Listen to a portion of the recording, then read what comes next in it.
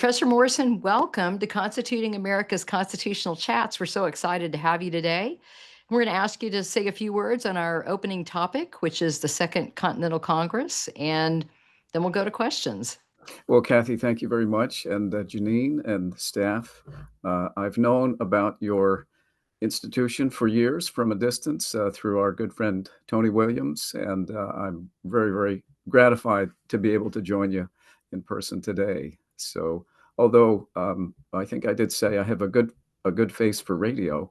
So, but I know we're going to do this video, so I'm happy to do that as well. And Jordan, thank you for your help in getting this all set up. We wanted to ask if you would just want to make some opening comments in general on the Second Continental Congress, and we'll go to questions after that. Yes, delighted to do that. I'm going to start by calling them the greatest generation. That generation of the Second Continental Congress, which then became the Confederation Congress. The generation we tend to call the founders, which I prefer, or sometimes founding fathers, sometimes framers, who were a subset of that, the persons who framed the Constitution under which we live today. I think founders is the best and most capacious because it includes not only the founding fathers, but the founding mothers. And incidentally, the only founder of whom we have a photograph is Dolly Madison, James Madison's wife. We have photographs of very, very elderly Revolutionary War soldiers, but we have only that one photograph of a founder, and it's Dolly Madison. So the founding mothers and founding fathers I like to refer to simply as the founders.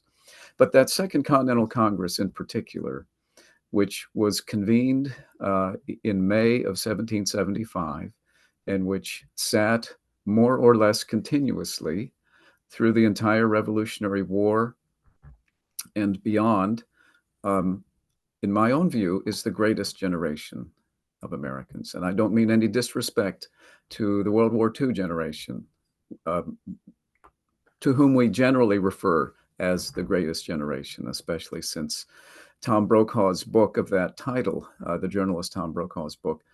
But for all of their valor and courage, and one of my mentors at Georgetown was a World War II veteran, they did not do anything that had not been done before, great as their accomplishment was. But the Second Continental Congress and the founders, more generally, did a number of things that no human beings had ever done before. There was literally no precedent for them.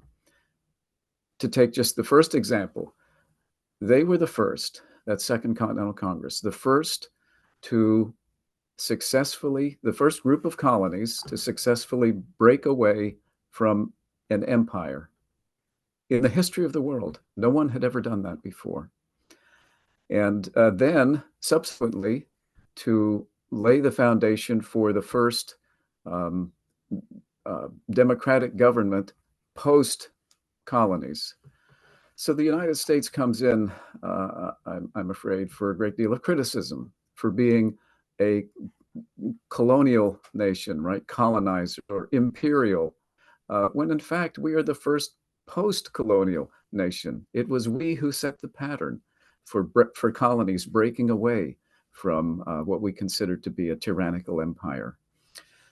Not only that, they initiated the first nation ever to be founded on moral principles. And what is all men are created equal, but a moral principle?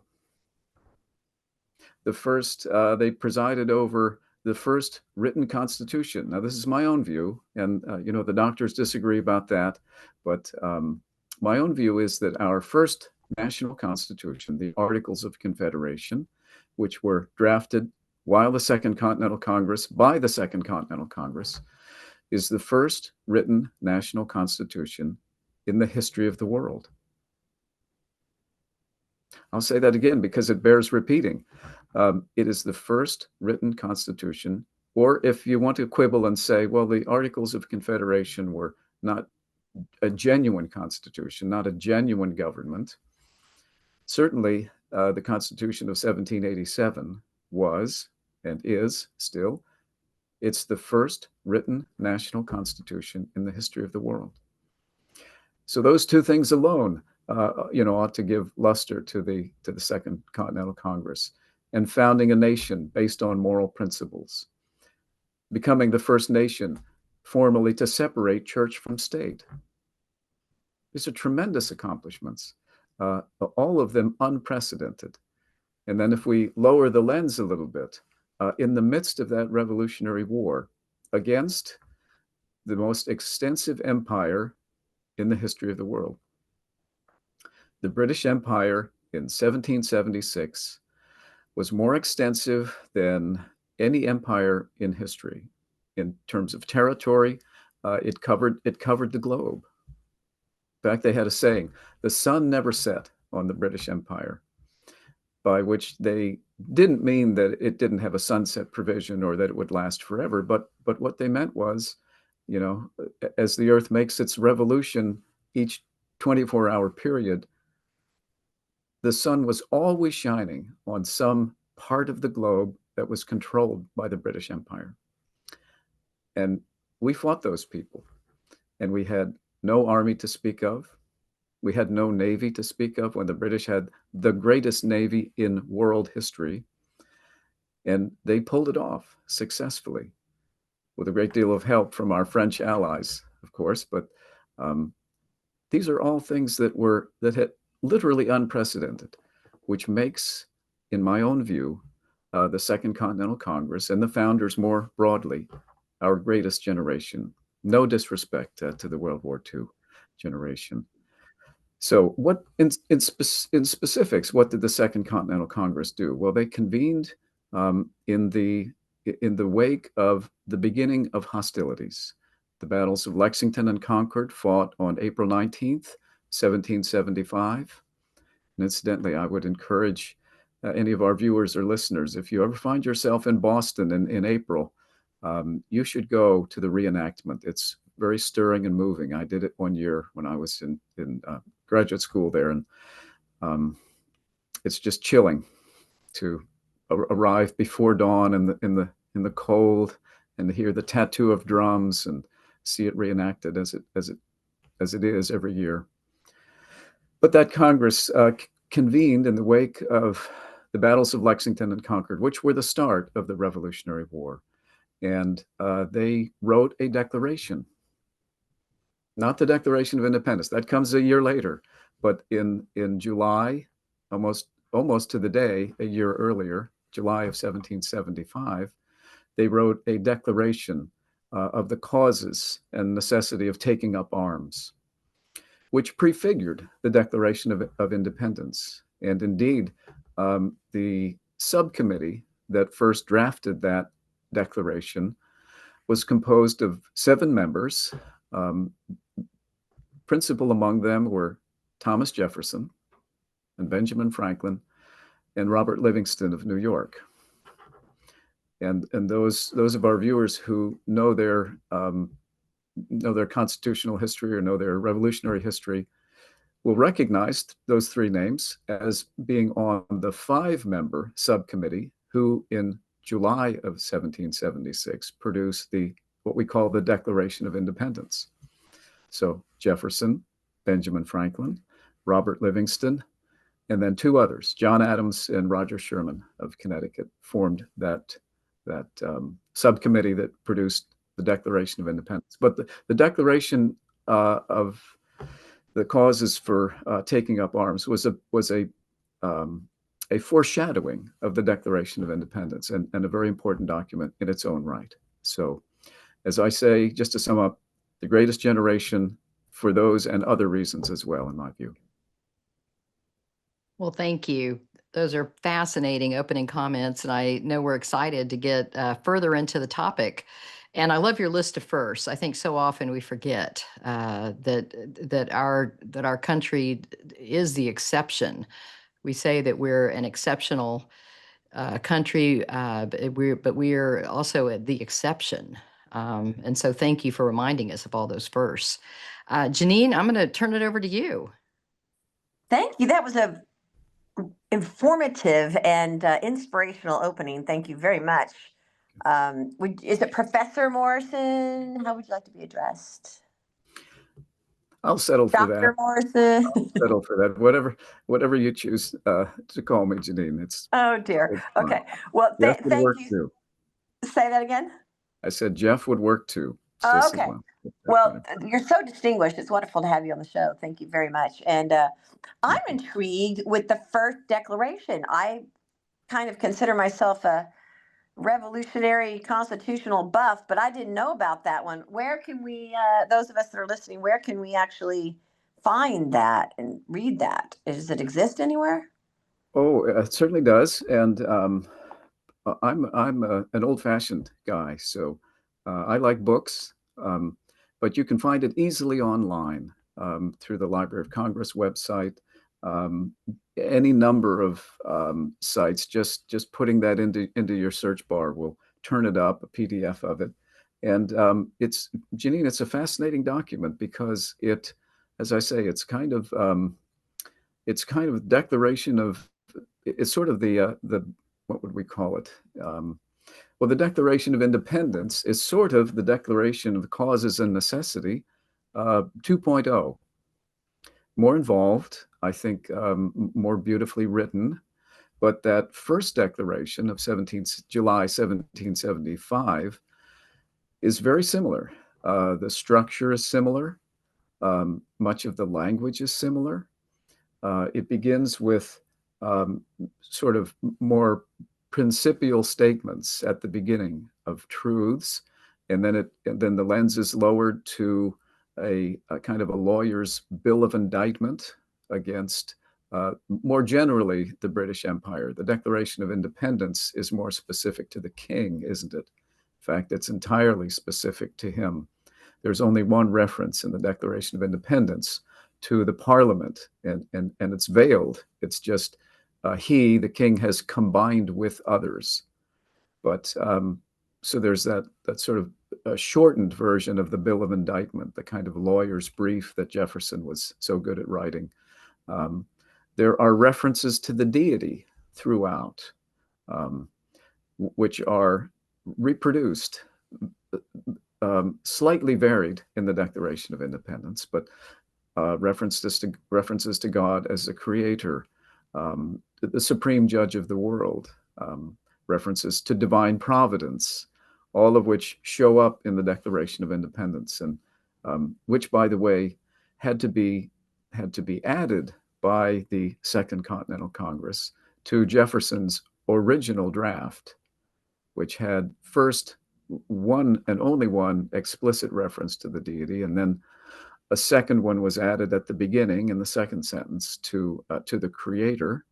So you have nature's God and the creator. And then the third and fourth references in the Declaration of Independence mirror the ones that are in the Declaration of the Causes and Necessity of Taking Up Arms. So supreme judge of the world and protection of divine providence. And so it is, it's a fascinating document in its own right. And so it's called the Declaration of Causes and Necessities to Take Up Arms. Is that the exact title? That is it. And the date is July 6th, 1775. So almost 1 year to the day before. Isn't that fascinating? Is there a book you would recommend that, because you said you like books as opposed to looking up online? So I agree with you when I see all your fabulous books. I have so many books I can't even walk through my house sometimes. Yeah, well, you're just seeing a little fraction of them here in my Yeah. office at the university. And is there a book that you would recommend that goes into that, or just we can just go find it on the archives? Any collection of sort of early American documents will do it for you. The best one is edited. Let's see, who is the editor of that? Well, I can send afterwards. I can send Kathy. Okay, very cool.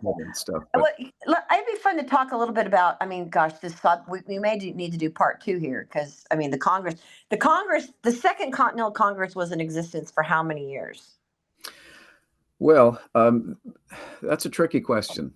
Thank you for it, because it was transmogrified. It morphed, a verb I hate to use, but it morphed into the Confederation Congress in 1781, although it was really just a continuation of, the same Congress, the same people. When the Articles of Confederation, which I have been calling our first national constitution, were finally ratified in 1781, there had to be unanimity. And so the Articles went into effect basically in 1777, again, written by the Second Continental Congress. But because there had to be unanimous ratification for them formally to be adopted, it took until 1781 for Maryland finally to ratify them. So the Second Continental Congress continues through what we call the Confederation period. So really from 1775 until through 1786. Interesting. And so that first, when they all stepped foot in the first day, so to speak, of the Second Continental Congress, how were they elected from their hometowns? And it's interesting because wasn't there already sort of a House of Burgesses at the same time that was the British Parliament, so to speak, over here in America? And did they come out of that Congress, or had that Congress been shut down? Didn't the king shut everybody down at numerous times, and there was no more Congress? But what did they call that Congress under the king? I think it was, what was it called? And House of Burgesses maybe. But did the delegates come from that to go to the Second Continental Congress, or did hometown squares just send their favorites? Well, it varied from colony to colony, or sometimes they were called provinces, the provincial legislatures. But in most cases, of which there were 13, in most cases, the provincial legislatures, the colonial legislatures, sent delegates to the Continental Congress. There, of course, had been a first Continental Congress. Just logically, there's got to be, if there's a second one, there was a first one. And that one was brief. It met in the prior year, 1774, just for 2 months, just September and October of 1784. And then then it was disbanded. And again, the trigger for the calling of the Second Continental Congress was Lexington and Concord, when the first battle of what becomes the Revolutionary War battles were fought. And then in that summer, of course, you've got Bunker Hill or Breed's Hill, but the Second Continental Congress was already sitting by that time. So in most cases, the colonial legislatures, the provincial legislatures, delegated members to go and sit in that Second Continental Congress. Well, I only have like a minute and 51 seconds left before I need to toss, but just for clarity's sake, when the king was, of course, the king of the colonies until we had our revolution, and he had legislatures over here, did he not? And what were they called? The king's legislatures? Well, that's a good question, Janine, or statement, because when you read that Declaration of the Causes and Necessity, Jefferson, it makes a point of saying, we always had our own legislatures. Our understanding of being proud members of the British Empire was that we were allied to the king, but we had our own legislatures. Virginia had its House of Burgesses. It's just a few miles from my home in Williamsburg. And, Massachusetts had its own, and, Delaware had its own. And Jefferson's theory, and he is speaking for almost all Americans, is that we are part of the empire because we have the same king to whom we're proud subjects, but Parliament does not rule over us except in matters, and it cannot pass laws for us because we're not represented there. It can't tax us, no taxation without representation. Can't do that because we don't have representatives sitting in the Parliament. We make our own laws for us. We still pay taxes, but we give them as contributions. So when the king declared, as he did, the colonies in rebellion and out of his protection, he sort of unwittingly severed the ties already before the Declaration of Independence. Interesting. Okay. So there were House of Burgesses. Did they call them the House of Burgesses that were our own kind of colonial legislatures? Some of them were called that. Were they all called that? They had different names from colony to colony. Okay. Yes. And so okay, fascinating. All Okay. right. Well, I could ask questions all day, but I'm going to pass All right. to Okay. Jewel and everybody else. To y'all. Okay, here we go. Well, thank you, and it's delightful meeting you, and I'm glad you could join us. Oh, thanks for joining us too. My We need to do pleasure. this again. My There privilege. definitely needs to be there needs to be a part two for sure. I'd be We'll have delighted our to do it. second, just like the Second Continental Congress. Okay, Okay. thank you. Thank you. Hello, Professor. Jewel Gilbert here with Constituting America. I've been enjoying your discussion with Janine and your opening so much as you place Jewel. us directly there at the Congress with the founding generation. And my first question is, you already touched on it, but I'm impressed by the fact that the delegates sent to the Second Continental Congress, that those men had their authority recognized by their colonies.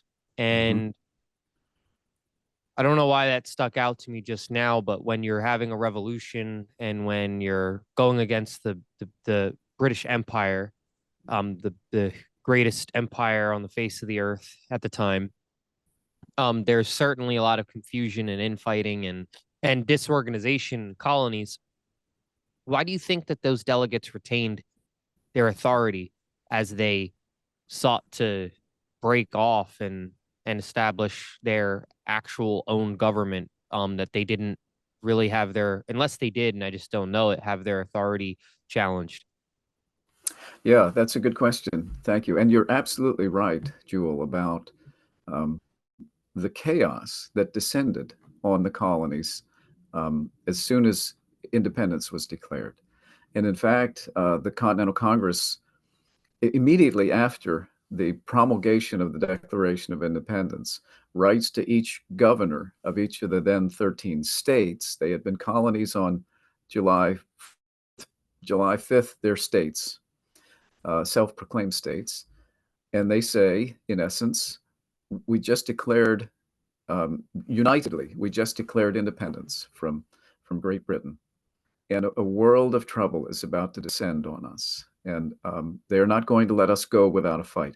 So if you don't have some kind of constitution or legal authority, you need to get busy and write one. So all of the colonies, states, all of the states then either wrote new constitutions or sort of dusted off older documents. Connecticut had something called the Fundamental Orders of Connecticut that they'd had since, I think, 1643 or thereabouts, maybe 1639.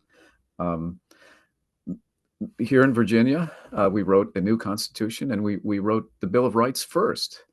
James Madison took a brilliant part in doing that, called the Virginia Declaration of Rights.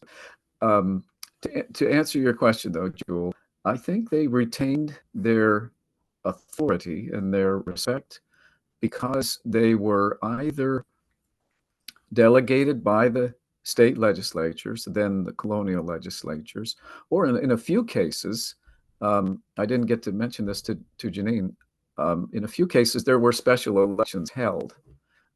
So they were all popularly appointed, either through delegation, which is at one remove from the people, but still people they elected. Let's come back here to Virginia. People we elected to our House of Burgesses. They then appointed delegates to the Second Continental Congress. So we sort of gave our approval to them as the people, or in the other cases where were special elections, they were directly elected. So there's that tie. It's not as though some unelected authority, like a king or whomever, just stuck them in those positions without consulting the people anyway. So I think that's part of the answer, Jewel. Yeah, I believe it's pretty remarkable that the colonies were able to do that, and that they it's remarkable that they said that they were able to organize themselves effectively enough to make it all happen. And of course, those men were remarkable each in their own right, who went And my next question, you already also touched on, but the organization of the Second Continental Congress, where all of these, many of them just geniuses arrived. And I know that that there was often fiery debates, and that I believe that it was not open at all times, correct? That the Second Continental Congress was not open like to the press or the public. Am I right about that? Um, I'm not 100% sure, Jewel. You might be thinking of the Constitutional Convention, which was Mm-hmm. done behind closed doors, and there was an express rule that you couldn't even take notes, or you couldn't write to the folks back home and tell them, what's going on, and they literally closed the windows and nailed them shut in what we call Independence Hall today, even though it was an unseasonably hot summer. And sometimes they even closed the curtains so people couldn't look in. That was very closed, but the Second Continental Congress was a little more open than that. It was not quite as, I don't think they had quite as tight a rein on it, but So how was it organized when it was the second one, but how was it organized when they arrived, and who was presiding? Like, yes. Well, good for you. Presiding is the right word to use because they chose a president. John Hancock, for instance, is president for much of that time in the Second Continental Congress. But all of the work that was done, or nearly all of the work that was done by committees. So they just formed committee after committee after committee, and usually would appoint a chairman of that committee. And to give you one example, I think the most active Continental Congressman was the man I wrote my doctoral dissertation about, and my first book and my latest book is about. His name is John Witherspoon. He was from New Jersey. He sat on 100. I had to add him up. I had to go painstakingly through the journals of the Continental Congress and add him up. He sat on 126 committees, some of which he chaired, two of which were very important. They're what they called standing committees. Those were permanent committees. One of them was the Board of War, which was tasked with helping to provision the Continental Army, to make decisions about the war effort and so forth. And then another one was the foreign relations committee, which was also crucial because, well, things you mentioned, having to fight this most powerful empire, or most extensive anyway, we needed an ally. We needed a foreign ally. So we had to negotiate with Spain or France, as it turns out, possibly even Russia. We needed help. So, but all that work was done by committees, and the journals of the Continental Congress are filled with, the lists of the names and the votes that were taken and that sort of thing. wow. And in my final question, I wonder, first of all, that's just incredible to have someone serve on that many committees. Second of all, Yeah. that's another testament to the organization to be able to break it down into those committees and then have the committee present the idea to the body. But then my final question is there any active political craft or smaller known accomplishment from the Second Continental Congress that you would like to highlight or that you find impressive or notable? Well, there's another good question, Jewel. I think one of the most notable, and perhaps not as often recognized, is the nomination and appointment of George Washington to be the commander-in-chief of this new so-called Continental Army, which was really not much of an army. I mean, it was ragtag, it was disorganized.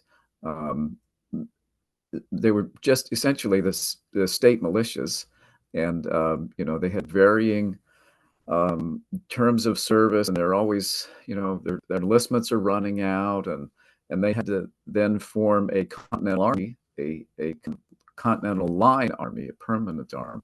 But the appointment of George Washington, I think, is crucial and critical. And you may have gotten the sense that the Confederation and the Second Continental Congress that preceded it, it's all legislative, right? They do have a president, John Hancock, but it is purely a legislator, and legislatures talk all the time, and they disagree all the time, and they're inefficient.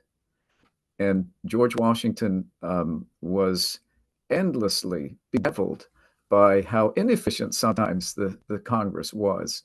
And he had the patience of Job, and he at one crucial point put down a rebellion within his officer corps. So I think it's possible that without George Washington, we might not have won the revolution.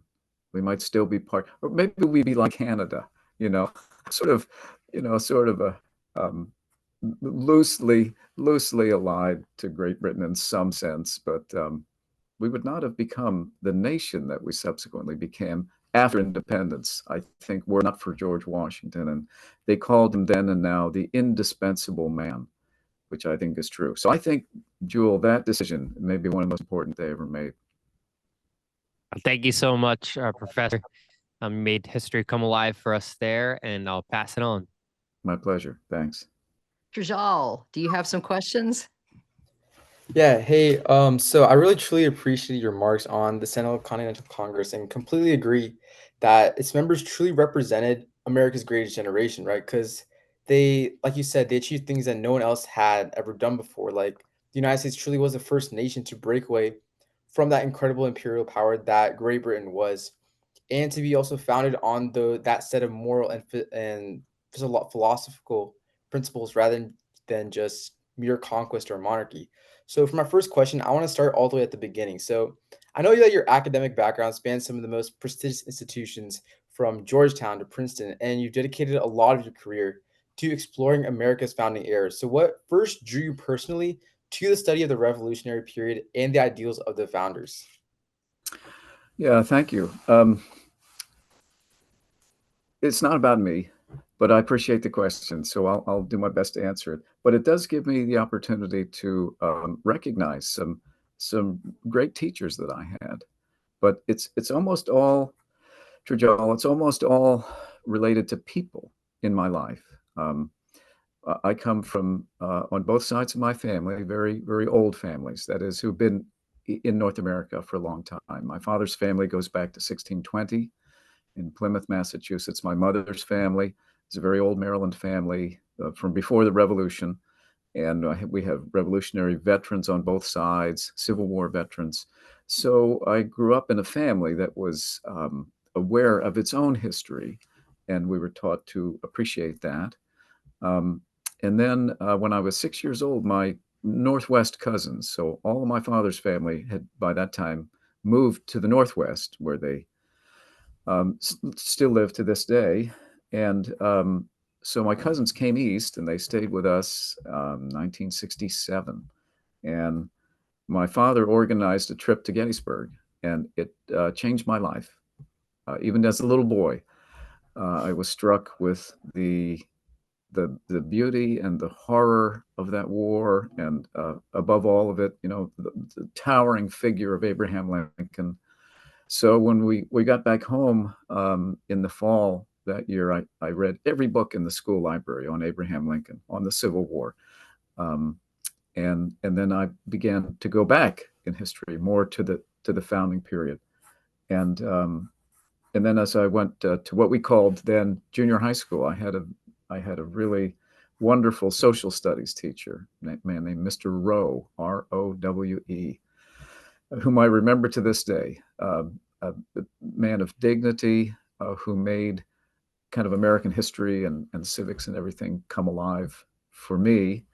And then even in graduate school, I had wonderful, wonderful professors who were at the top of their fields. I took a year-long course, my first degree at the Boston College Law School from a professor, Tom Kohler, in the law school, who turned me on to constitutionalism and political philosophy and things, and then at Georgetown under some of the best political scientists in the country. So it's mostly people, isn't it, who influenced me. And I think the sort of passion that they had, I caught it. And sometimes things are caught as much as they're taught, you know, and mentors matter. And I had some really good ones. And even my own history has sort of conspired to get me interested in these things. You know, I've lived in Williamsburg and Baltimore and Philadelphia and Princeton and Boston.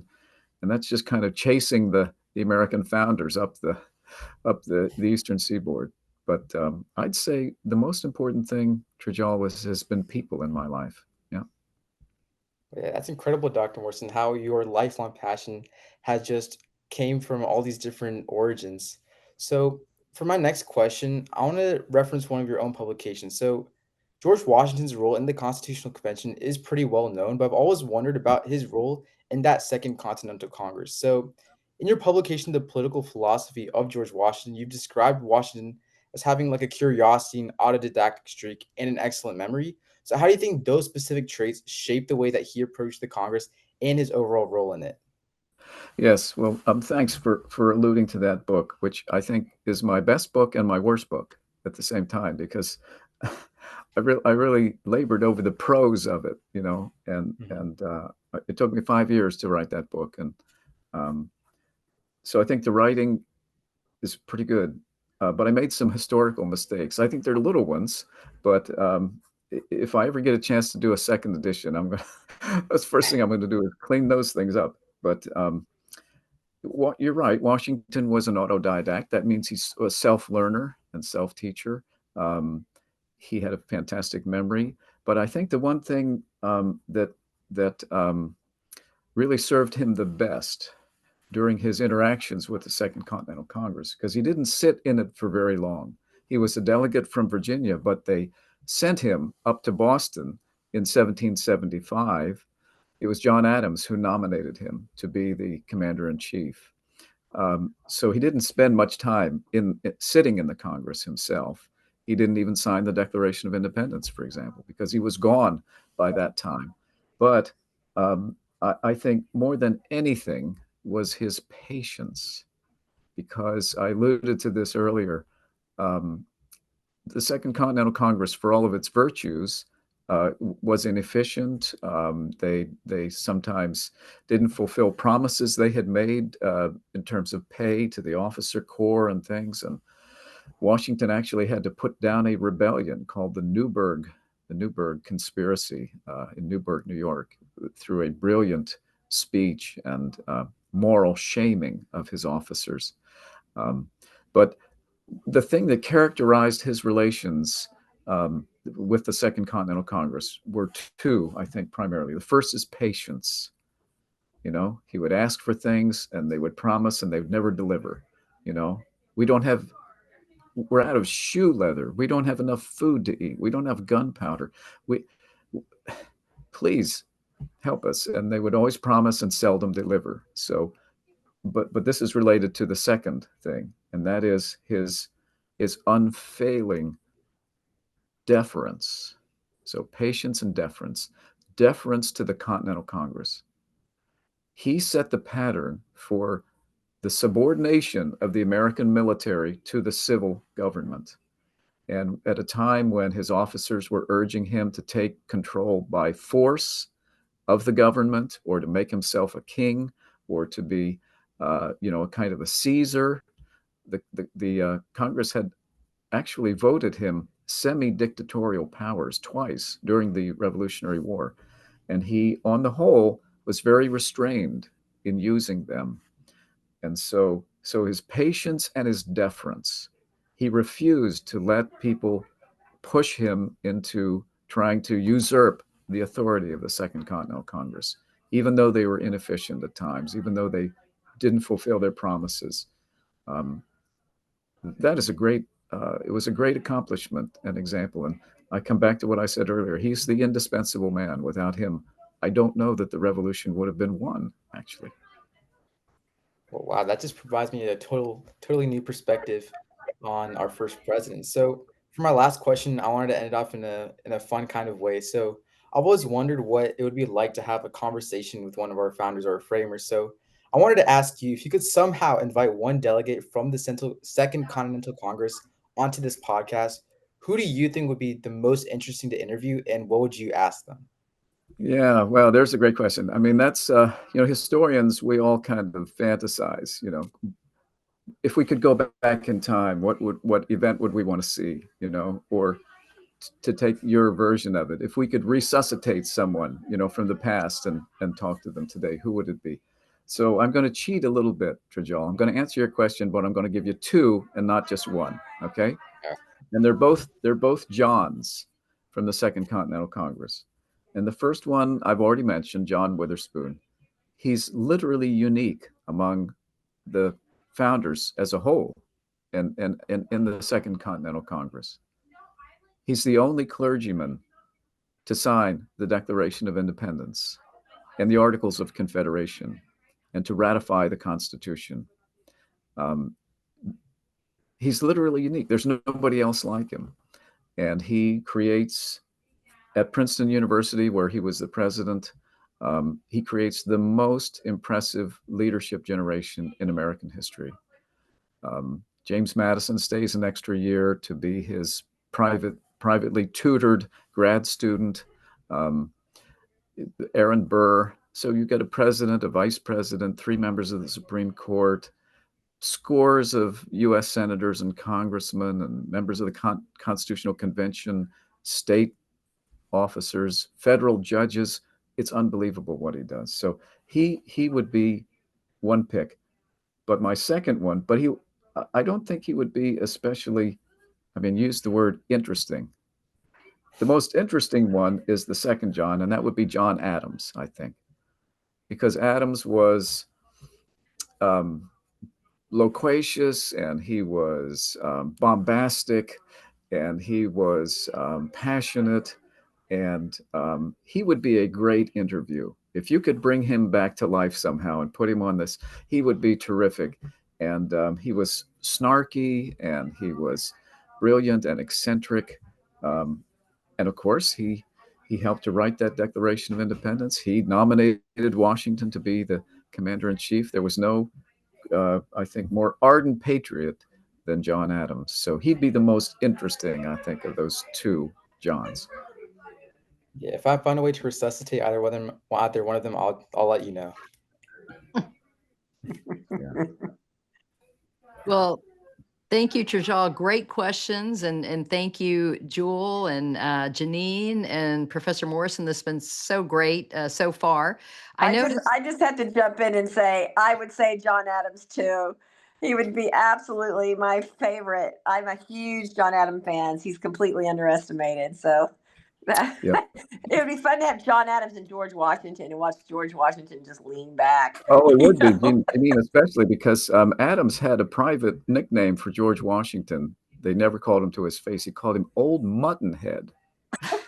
And he said on one occasion that George Washington was too unlearned for his station, by which he meant President of the United States. Oh, Is beyond gosh. belief. He said he was an ignoramus, but usually came to the right conclusion eventually. So it would be very interesting to get those two together. Exactly. Especially if Washington found out what Adams said behind his back. Yeah. Oh, gosh. Okay, I'm going to pass to Kathy for questions. Well, thank you. And we want to take a moment and recognize our teachers and students in classrooms watching today. We have Patricia Thompson watching with Dogwood Academy. We have Carol Gillespie with 50 students watching from Reading Edge Academy.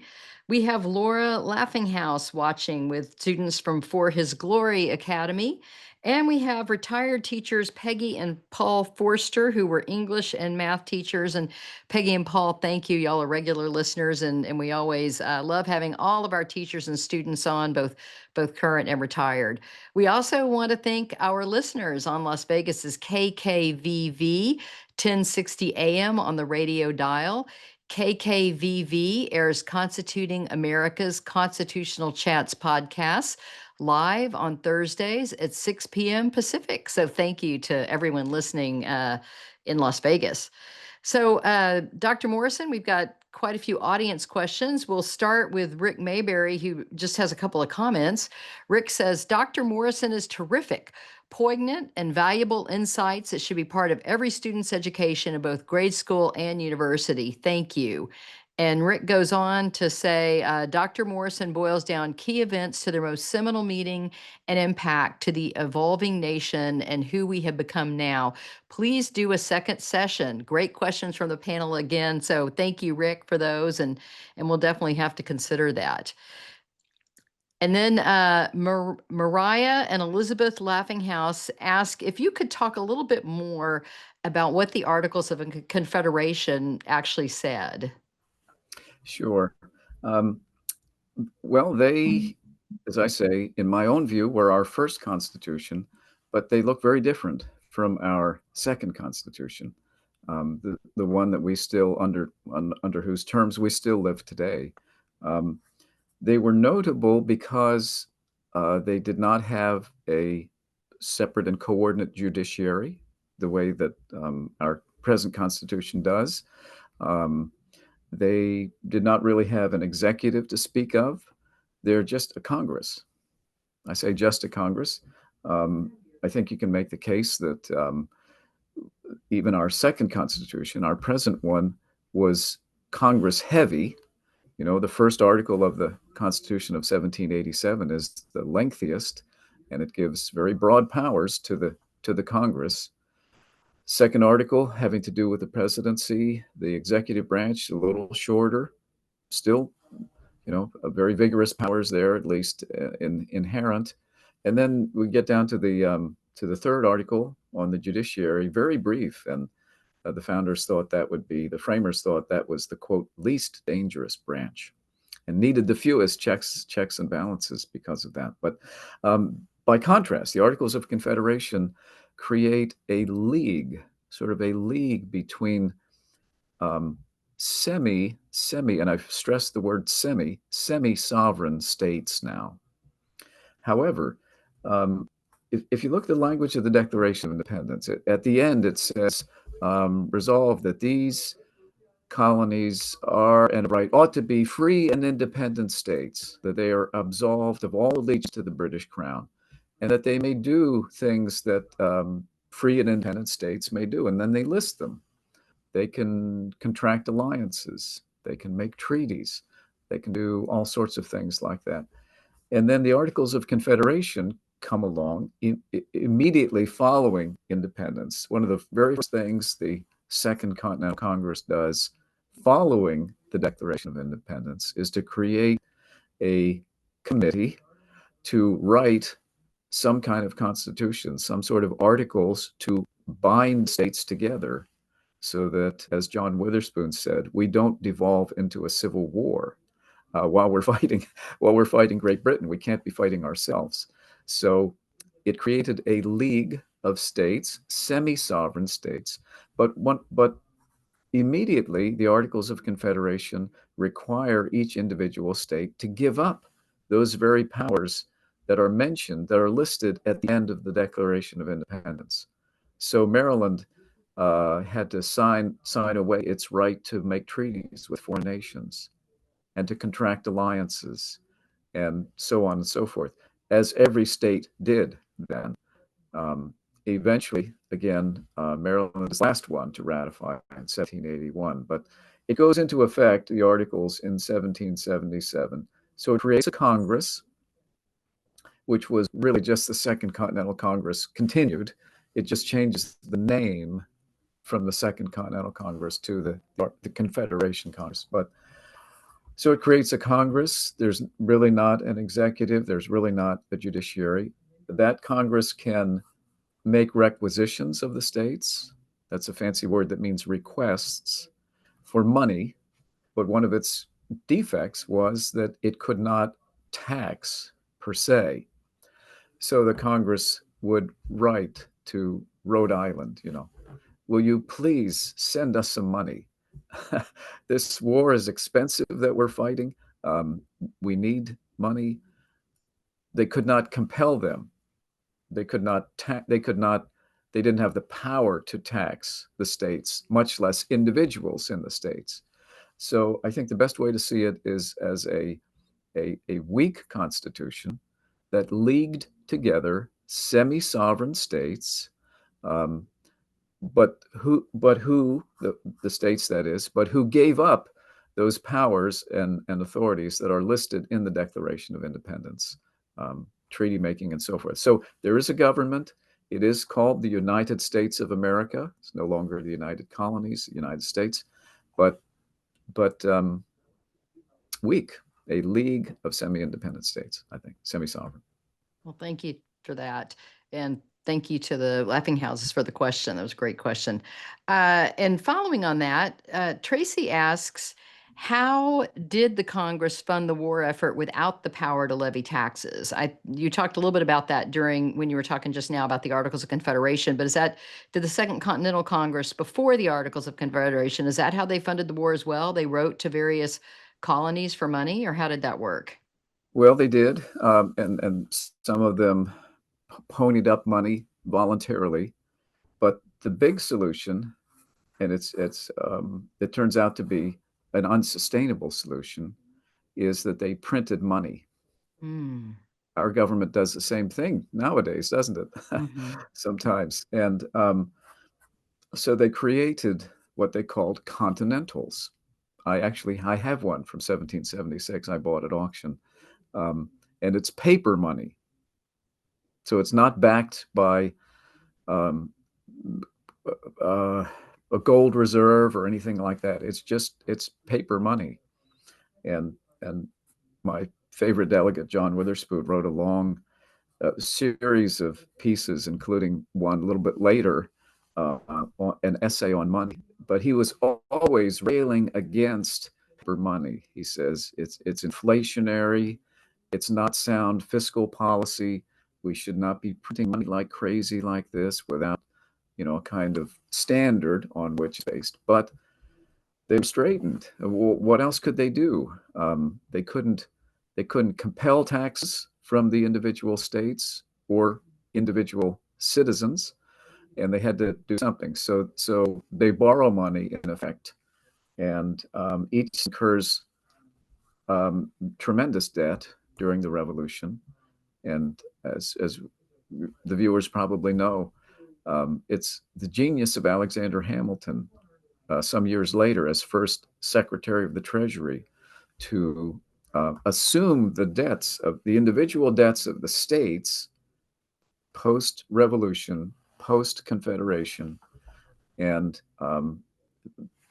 also establish a national bank to get us on sound footing. But the short answer is they print money. They print paper money like crazy with no standard to back it up. Well, thank you. And if we could squeeze one more question in just real quick, Julianne Smith asks, where did the Second Continental Congress meet? Did they meet in one location or move around? And how did they decide where to meet? That's a great question.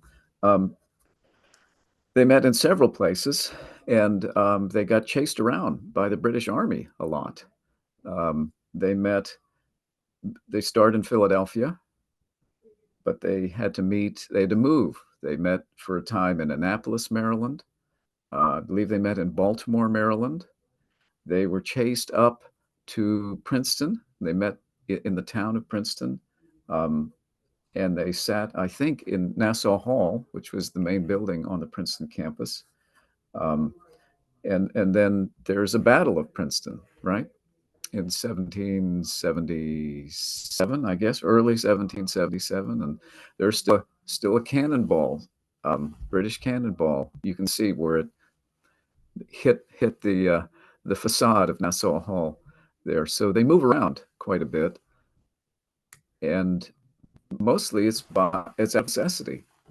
They're literally running for their lives sometimes, moving around as they did. But more often than not, I think probably if you added up the days, Philadelphia is where they meet most often. The first Continental Congress met in a little building called Carpenter's Hall in Philadelphia. You can still see it today. And then they moved in the Second Continental Congress to what we call Independence Hall today, which is the same room, incidentally, where the Constitution of 1787 then was drafted. Well, thank you. And we are right at the top of the hour. So we want to thank you so much. This has been fascinating. And we are just so honored to have you as our guest with us to talk about the Second Continental Congress today. So thank you very much. so much. Privilege is mine. Yes. And thank you to our panelists, Trajal and Jewel, and of course, Janine and Jorn. And we want to thank our audience for the great questions. And we'll look forward to seeing you next week on Tuesday at 2 Eastern on Constitutional Chats. Thank you, Dr. Thank you. Morrison. It's Janine. My Thank privilege. you. Thank you very much. Yes. Bye.